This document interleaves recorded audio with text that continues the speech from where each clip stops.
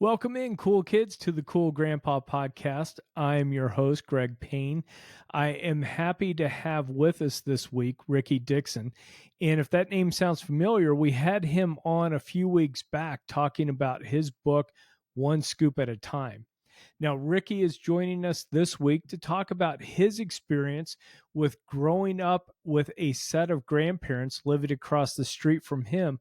But we're also going to talk about the experience that he had having both sets of grandparents in the same town of San Antonio, where he was growing up, what their impact was on him as a little boy, and then somebody going through high school and then into college. So this will be a fantastic conversation. You're really going to enjoy this. And without further ado, let's jump on into it. Hi, Ricky. Welcome to the Cool Grandpa Podcast. I'm excited to have you back on and learn more about your family and your experience with being a grandchild. Well, thank you so much. It's great to be back. That's for sure. Well, I always love when I find out when we're talking about books or products or something with people, finding out what their experiences were with being a grandchild themselves. And so this is going to be a great opportunity for us. Now, one of the things I want to do is just dive in a little bit and learn more about where you were born and raised, how many siblings you had, and then kind of we'll start to get into the relationship you had with your grandparents. That sounds great. I was actually born in Colorado Springs at a very young age, I would add, like most of them. And my father was in the Air Force, but he was also in dental school. My dad was a third generation dentist, meaning that my grandfather was second generation. And together, after he once he got out of the military, we moved back to San Antonio. And at that time, I was 2 years old. So really what I remember in life is growing up in San Antonio.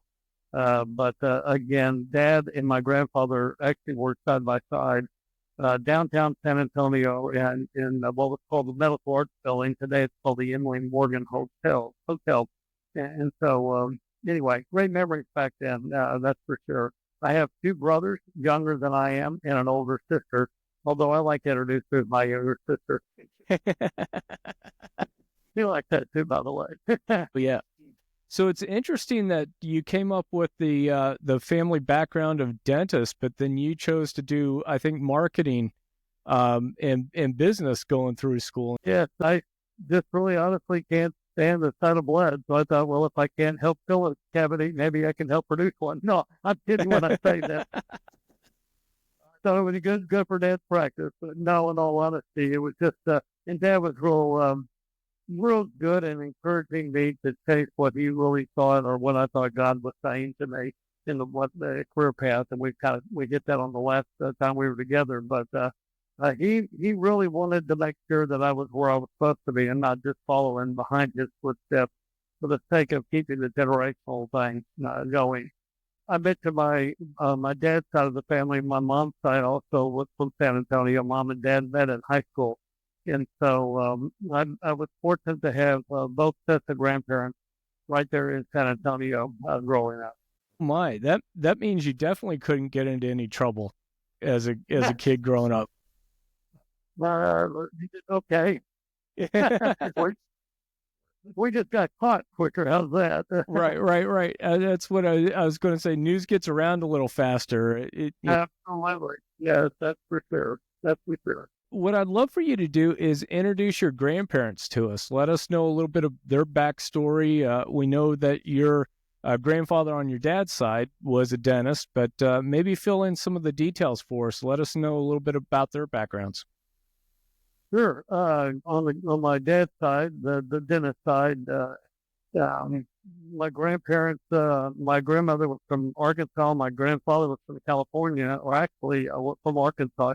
He went to school in California, so I think that, but he went to USC. They came back and they met and moved to San Antonio and set up their dental practice there. And ironically, as a young child, I think at the age of 6, we moved into a house across the street from them. And so on my dad's side, grandparents, they were very close. And like you say, you really couldn't get away with much because they were a second set of eyes across the street, especially as you got older and you drove. They could tell Dad when you came home or when you didn't come home, per se. They were very committed to following Christ, very loving grandparents. My grandfather was more on the quiet side. When he spoke, though, everybody listened. That type.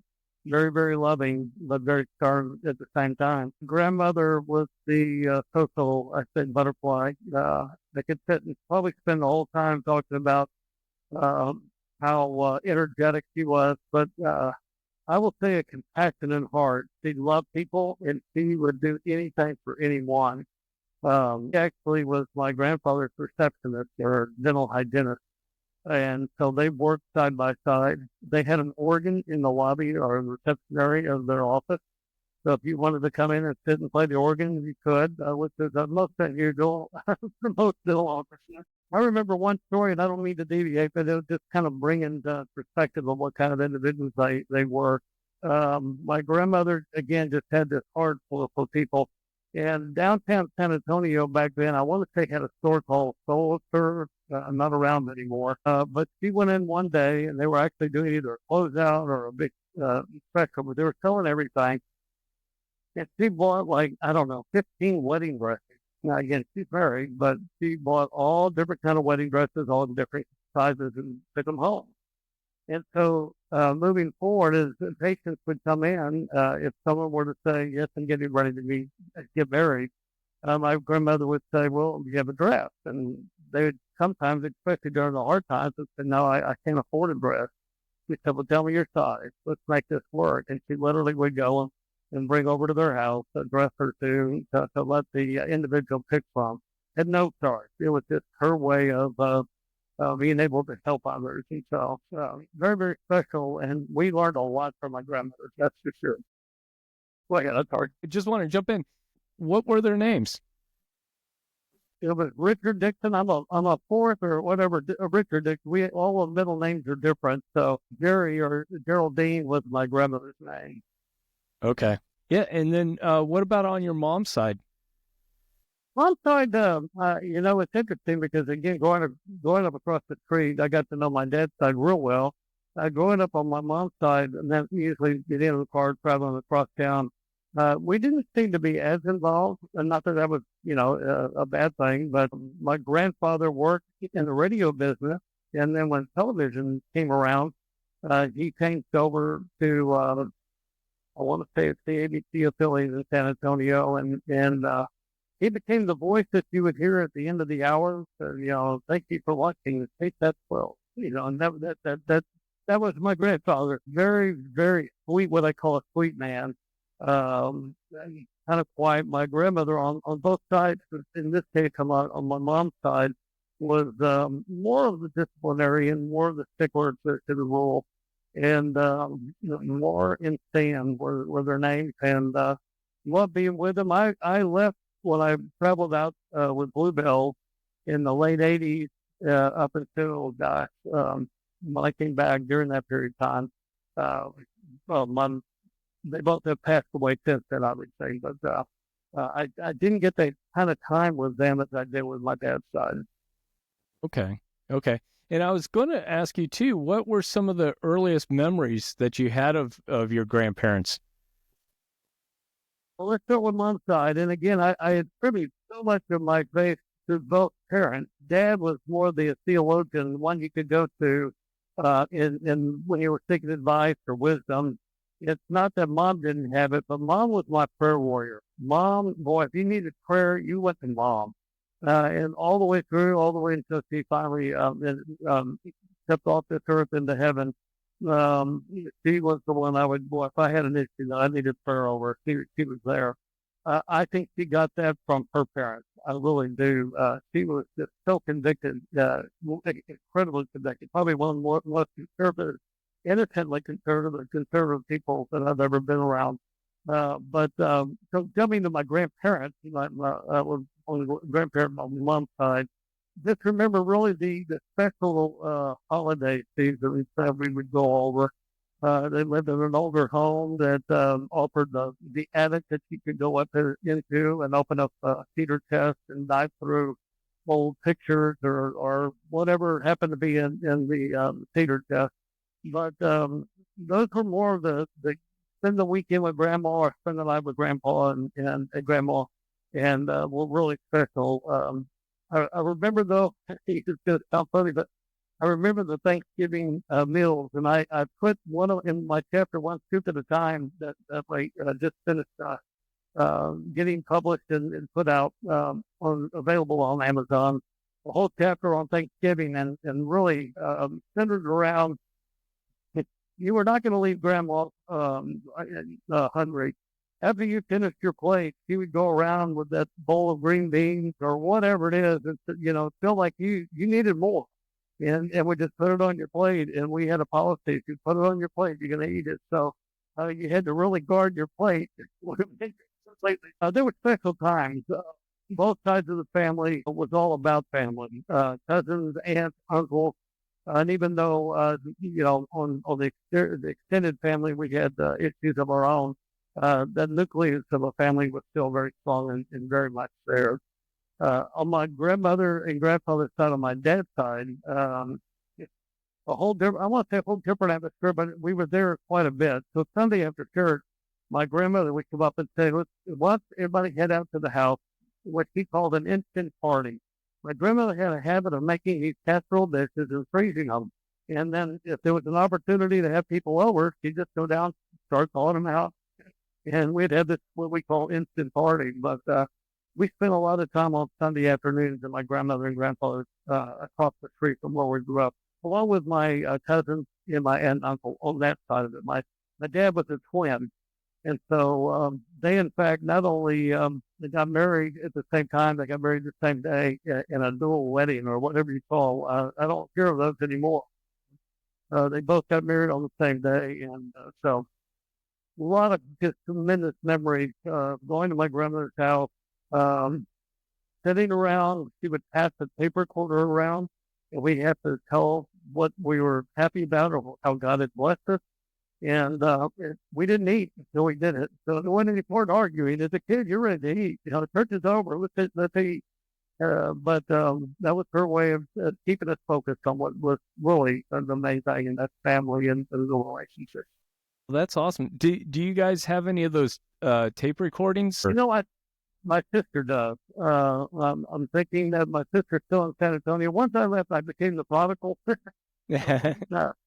I didn't say it like that, but my sister really has that same heart of when we getting together, getting family together, and capturing those moments. So I'm thinking that she does.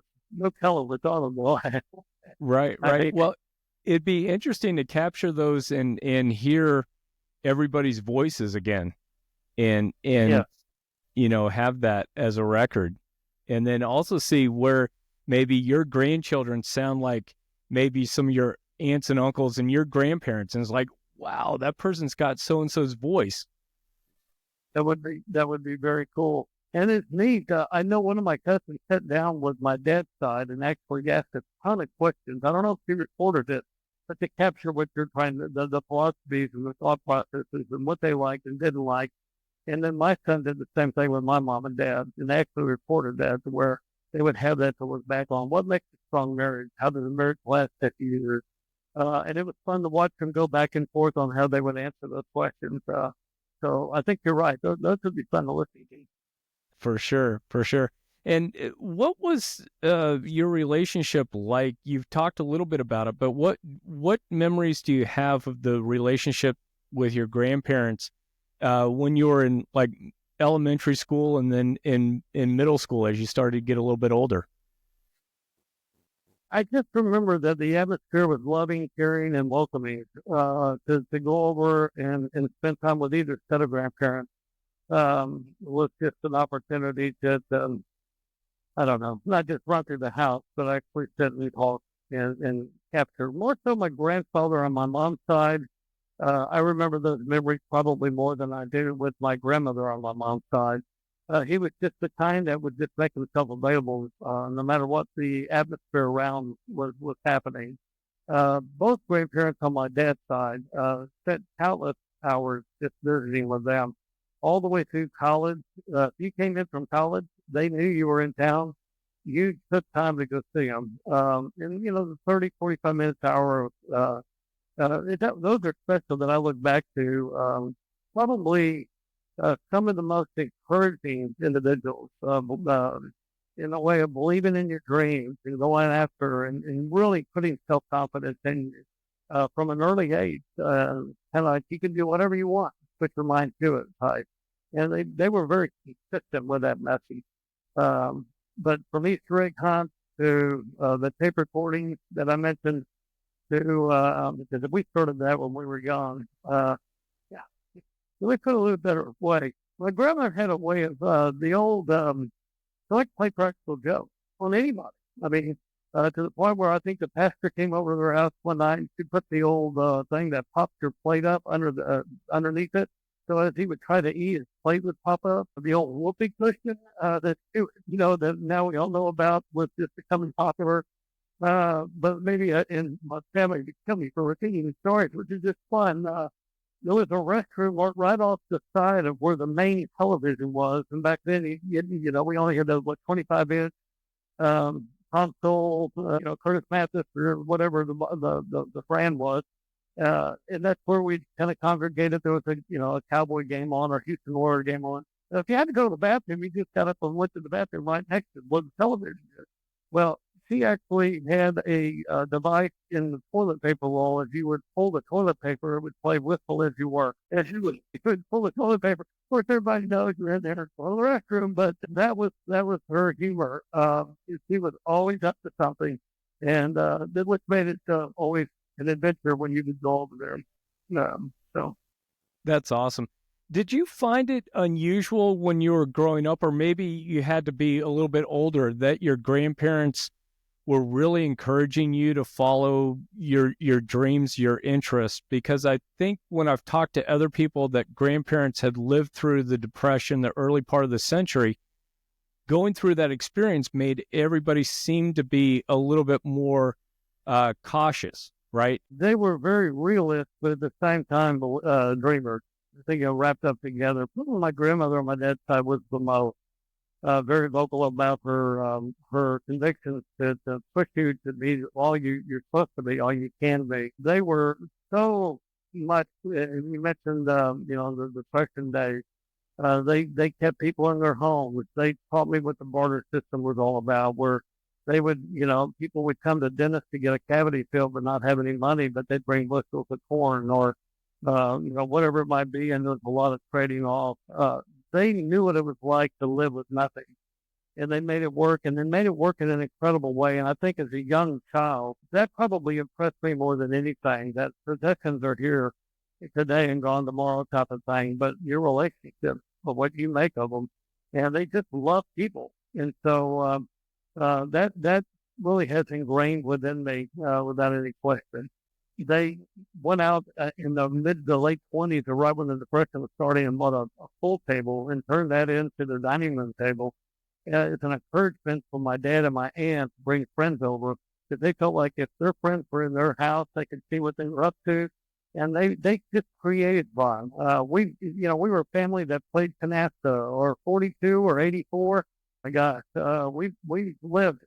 After we put the dishes away, the card tables would come out, and the rooms would be filled with either cards or even bunco, where we played bunco.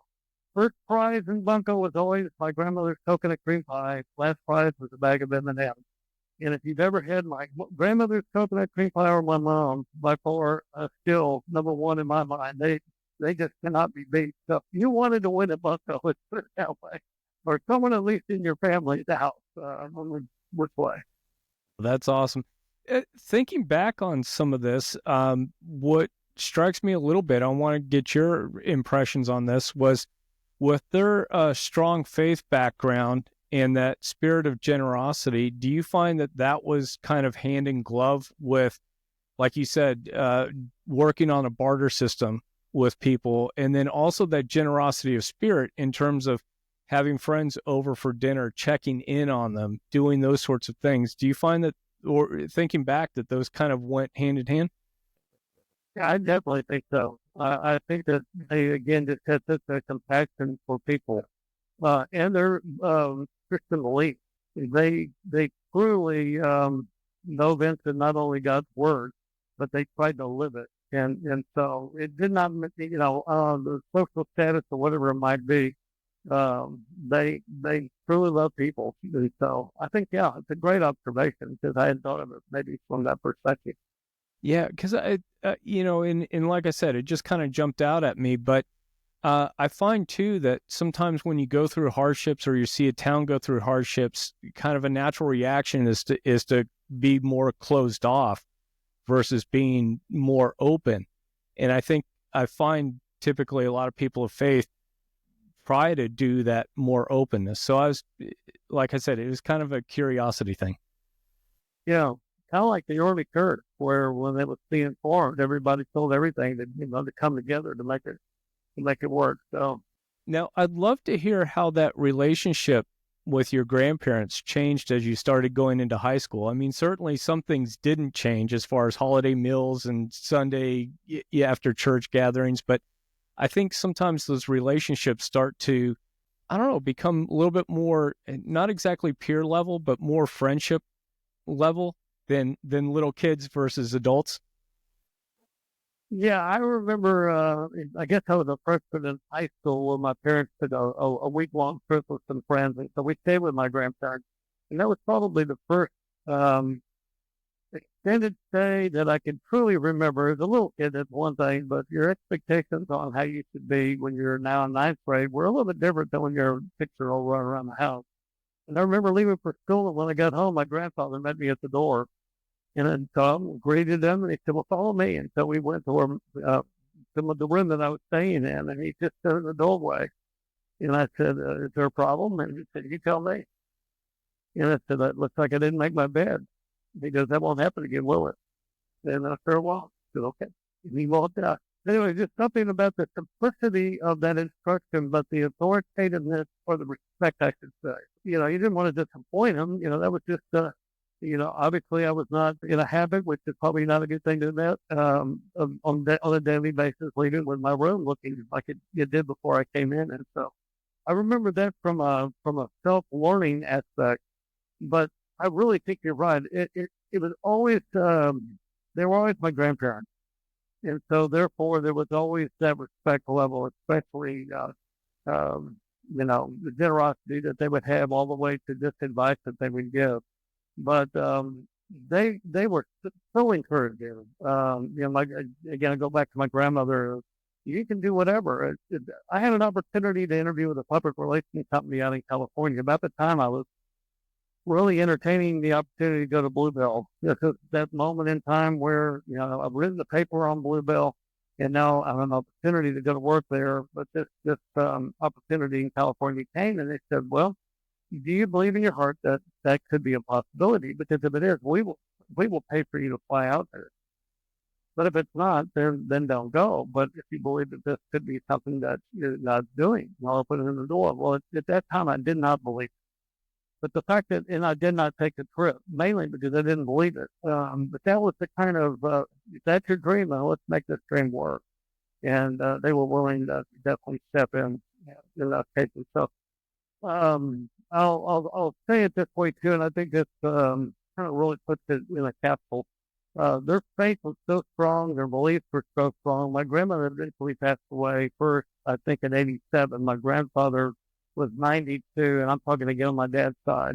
My grandparents on my other side had already passed away, but I remember calling my grandfather on a Sunday and saying, I'm in Oklahoma, and I said, I'm going to be traveling down to Brenham, and I'd like to come see you this Thursday. Now, this again is on a Sunday. He said, "Well, son, if you're waiting till Thursday, I won't be here."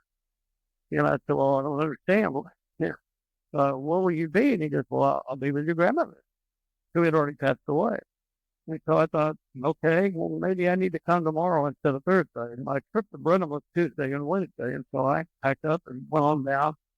I got up Monday morning and I went over and we sat, and just like you and I are talking, we were having a fantastic conversation. He was giving me advice on the stock market.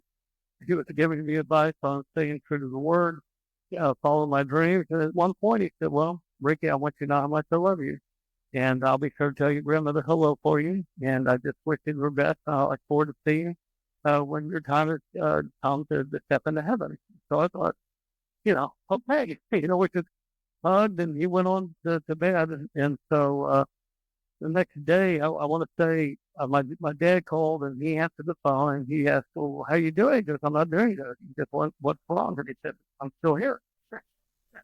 And so the next morning he called, and he didn't answer. And when he went over and found out that my grandfather had passed away to sleep.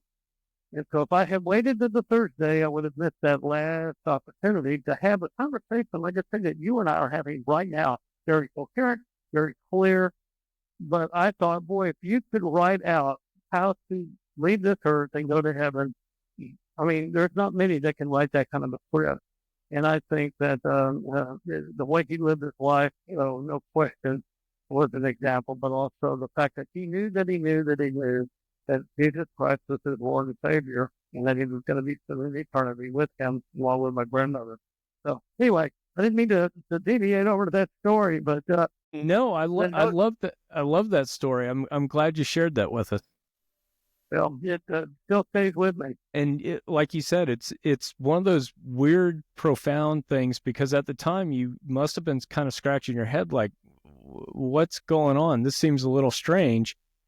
Right. And then right. after your grandfather passed, then it's like, oh, wow. Okay. He must have known a little something that maybe the rest of us didn't. That's true. That's true. And he, I think, was on dialysis at the time, but I didn't know anything more than that. He just seemed like he was doing great. So, especially at that age. Do you remember having any particular activities that were really Grandpa Ricky time, or things that they would do with you that, gave, I don't know, because your family lived so close together, everybody's always around, but I didn't know if they maybe carved out special times or moments or activities that were you and Grandpa. I remember more of Grandpa and Grandma time than just particular Grandpa. When I say that, there were times that I would go across and help in the yard or in the garden. But as far as quality one-on-one or two-on-one, they made a habit of twice a year taking you to the mall and getting you a suit for church. They wanted you to look the best, and then afterwards you could pick the restaurant that you would want to go eat. And so I remember knowing that. I mean, that went all the way up to college. I remember they drove up to college. Said, "Hey, you need to go get in your suit." And I thought, well, this is great. Wonder how long this is going to last, because all the start appreciating I see. But the time, the quality time of really, I would just say going over on those special times, whether it's in college or in high school, just going and sitting and visiting with them was extremely special. They wanted to know what was going on in your life. They wanted to hear the stories. They wanted to be able to inject, again, their own philosophies and or theological stands on things. But they just had a compassion for us. And that would be one-on-one or collectively as all of us as grandkids, but one-on-one. Well, and that's something that comes up every once in a while when we're talking with grandfathers and even parents, is that, a lot of times we can't pick out what's going to be a special conversation or a special event or something along those lines. It's going to be the children or the grandchildren that latch onto something, because so many times people talk about going fishing at the pond with their grandfather, and I'm sure the grandfather enjoyed it, but they just thought it was fishing with the grandfather. It wasn't, oh, this is special.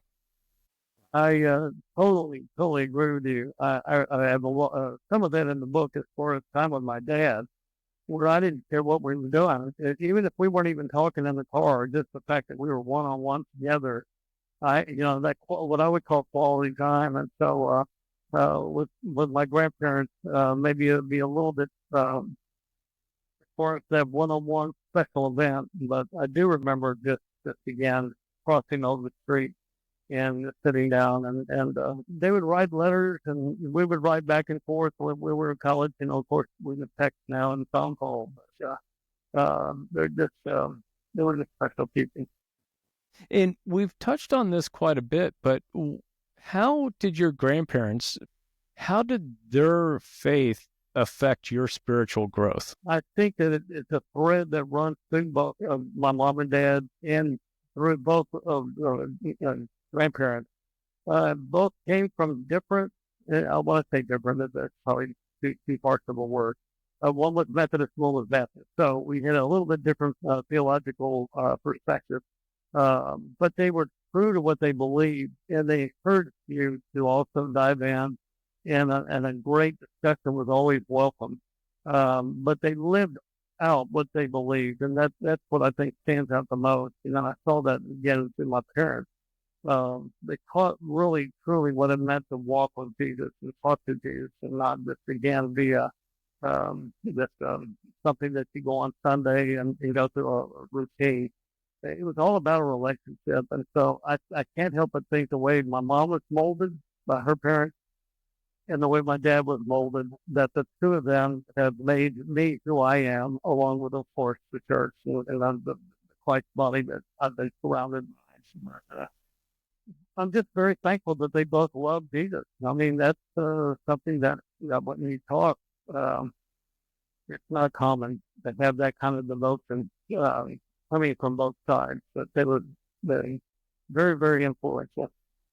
Well, and what advice would you have for grandparents that want to help share their faith and that spiritual journey? Because I think sometimes the temptation is going to be there to be super strict and this is how it is and that, but I don't get the sense that that was how your grandparents were with you and your family. Yeah, I loved, again, the inquisitive question to get the answer. Is this how you leave your room? In the same way, as a grandfather now, recognizing those opportunities with my grandchildren, especially for the fact that we moved here from Brenham, Texas, after I retired back in March to Oklahoma City to be as close as we could to 4 of the 8. And I'll be honest, the other 4, I wished I had the opportunity to have gotten to know them more. I lived, 3.5, 4 hours away, so it was more of the holiday trip or the summer trip to the house. But trying to catch up for lost time, because the time you invest now is the time that they're going to remember long after I'm gone. One of the reasons I wrote the book, One Tooth at a Time, I wanted to leave a book of a legacy to my great grandchildren, my great great grandchildren come along. They would kind of get a taste of maybe who I am and what I believe in. But, we can have such an impact on the children at this age when they're young all the way through to be a sounding board, not a judgment board. Because they're going to, I remember I made decisions, from the long hair at the time to, whatever it might be. But I've told people, I used to argue a lot with my dad, and I think some of my grandparents, to find out why they believed what they believed. Even though I believed it too, I didn't really understand why I believed it. And so I would play the devil's advocate and ask them the questions, the hard questions, so I could learn, why do I believe what I believe? I don't know if that makes any sense, but and my dad and my grandparents would at times also be on different, just different wavelengths and thought processes. But the way they would go about the discussion, I thought was so healthy that you could have a good discussion. And then, at that point in time, depending on what the topic was, you never got into a point where well, we're not coming back over or anything like that. It was healthy. Yeah, I guess that's what I'm trying to say. And I love the fact that you can sit down and you can remember that you can have discussions with opposing viewpoints. And those viewpoints might be big and they might be, small and they're, but the fact that people can do that, because I think so much we hear today of everybody being so firm and so locked in. And if there's somebody of a difference, they don't want anything to do with them. They don't even want to have the conversation or that intellectual exercise of, well, why do I think this? And have somebody challenge you. No, I totally agree, and I've tried to, even for myself, to remind myself of the same thing.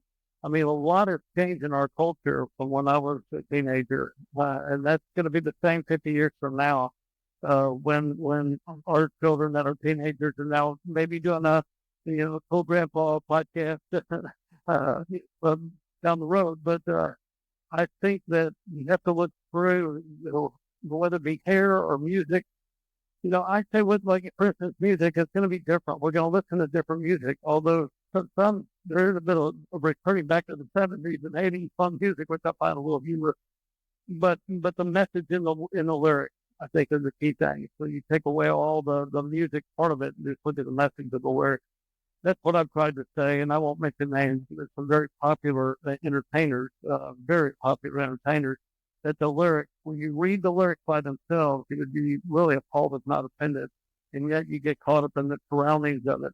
Um, there was a very popular band when I was in college, and I won't mention their name, but they were becoming very, very popular at the time, and they have a line in one of their famous songs that says, "And the devil is my savior." And I was so excited when I got the record. I listened to it. You've heard it. I guarantee. When I was sitting in my dorm room, and when I was playing it and I heard it, I had to back it up, and I had to pull the lyrics out. And I never will forget thinking, no, not in my house. Pull the record off the record player, put it in the cupboard, and I threw it in the trash. And to this day, I don't listen to that group for that reason, because of the background that I have. I mean, I'm not going to judge others for whatever they, want to listen to, but I would not have had that kind of commitment and or conviction if it hadn't been for the environment that I had grown up in. The devil is not going to ever be my savior. Free. So, do you remember, or what are a couple of fun memories that you have? I mean, we've been talking memories this whole time, but are there a couple of funny stories, a couple of funny memories with you and your grandparents that you'd love to share? well, there's a lot. I mean, kind of like, okay, the Rolodex. The one that just immediately popped really didn't affect me as much as it did my cousin, but I still find it very, I thought it was kind of fun. Um, when we would go over to their house on Sunday after church, it was always what's called a potluck. You would put everything out, and you would go through with your plate, and whatever you put on your plate was a policy you'd have to eat. And he was trying to drive home the point, you didn't waste food. And of course, back then, you heard a lot of people that are starving. Waste. So I remember a time my cousin overdid her plate and just couldn't finish. And so my grandmother, no problem. She got up and it was also custom with the grandkids to the dishes. And they even built a sink on the end of their counter lower to the ground. So we didn't have to get up high on a step stool. We could just open up this counter, and there was what we call a kid's sink, and we would wash them and pass them on. So as we're washing, she goes over, she covers the plate. If she puts that plate in the freezer, fast forward to the next time we all got together, she pulls that plate out, puts that food back in the oven, heats it up, and my poor cousin, I can never forget her face. My grandmother said, before you can eat the new food, you have to finish what you started the last time you were here. We knew this. She meant business. You knew, well, without a shadow of a doubt. And I think, if my memory serves me, she was kind and gave her one free pass. But none of us played that game after that. But there's so many times that we were together, and I think the nuclear of it. I mentioned the Canasta or the 42 or the Bunko. It was the whole family together and to be together. And um, I'm not sure I can add much more to any of the stories in that, but wonderful, wonderful individual. That's awesome. And Ricky, as we start to wrap things up, I'd love to ask your thoughts as far as what can fathers that are about to become new grandfathers, what are some takeaways? What are some words of wisdom that you might have for the new grandfathers out there? I would say, no question, that it's a very unique role, and for the fact that they have a level of respect of you because the honest to the grandfather. You're the gray-haired old man. I had my grandson looking through my hair the other day and said, do you color your hair? Because it's white. I don't color my hair, and that's what happens as you get older. But I think that you break a barrier that's hard when you're the parent. The parents being authoritative, the parent is guiding hard, and they need a place that they can go to maybe get a softer answer. It may be the same as the parent, but it's a little safer ground. And the beauty of that is you're not with them the whole time. I always said if I keep my grandkids more than a couple of nights, I go from a grandparent to a parent. because now all of a sudden you're here, you've been here long enough now. Okay, I get the remote back. You are going to go to bed at 8, so but I think that the impact that you can have, I just love one-on-one time with them. I love when they come to you with a problem or a question, as simple as that question might be, or as difficult as it might be. As far up, I have a 12-year-old granddaughter that asking those questions. That's very impacting, and so it's an amazing role. It's everything. You hear when you become a grandparent, how awesome it is. But I just sense there's more of a desire from the grandchild to be with you than possibly that they might have with their parent. But again, they live with their parents. So the reality is they're in that environment all the time, whereas the grandparents can take down. So, but don't waste the opportunity, like I say. You don't realize the words that you give and the advice that you give, and more importantly, the kind that you give, is impacting them tremendously. And you don't get it back. As they grow up, that time goes away, and it's not ever. Well, when I say, I guess it's an older grandparent, but it just changed. So now's the time to invest. So yeah, well, my first grandson, if my daughter was in one room and my wife was helping her with getting, the things that you do when you're just had a baby. But I've got my little grandson, and we go into another room, and it's just us. And the TV set on, and I remember Oklahoma Sooners were playing in a basketball game, and his dad is a big Oklahoma Sooner fan, and I looked up and I said, please, please, if I give you any advice, don't go down this path. And then I laughed, only because I went to Baylor. I said, no, just enjoy this, the timing, and I kind of encouraged them the other way. We said about that story now because that's all he talked about is OU sports, and I'm coming around. He lives and breathes and dies for the Sooners. So something about a grandson, he will pull you in. So, but anyway, enjoy and just cherish the moment. That's such good advice. Ricky, I've had you on for a while. Is there anything about your experience with being a grandchild or anything about being a grandparent that you'd like to share that maybe I haven't asked you? I think we covered a lot of ground. I just will say, as a grandfather and as a grandson, both. Again, those opportunities that come, they are memories that are being etched in each of our minds. So just make them luck to those memories. Love unconditional. Try not to judge too hard at the same time. Try to make sure that they stay on solid ground and don't compromise in your faith. And you will become a rock that they will come back to in those troubled times. And that's what really it's all about. That's great. Ricky, where's a good place for people to not only purchase One Scoop at a time, but also maybe follow you and keep it track on what you're doing now? Yeah, well, of course, Amazon has the book, and onescoopataTime.com also has more on the book and a little bit more about me. And then I have a website, rickydickson.com at gmail.com. No, you get that confused, .com. Sorry. I got too many .coms running in my head. The rickydickson.com is a website that will allow you to not only see and view the family, but also keep up with what's going on in my life. That's awesome. And I'll be sure also to be putting a link to our previous conversation into the show notes for here so people can go back and listen to us talk primarily about One Scoop at a time and really learn about that message as well. That sounds great. Well, I appreciate it. No question. Thanks for having me back. Well, thank you. This has been a fun conversation. I really have appreciated it. Absolutely. Take care.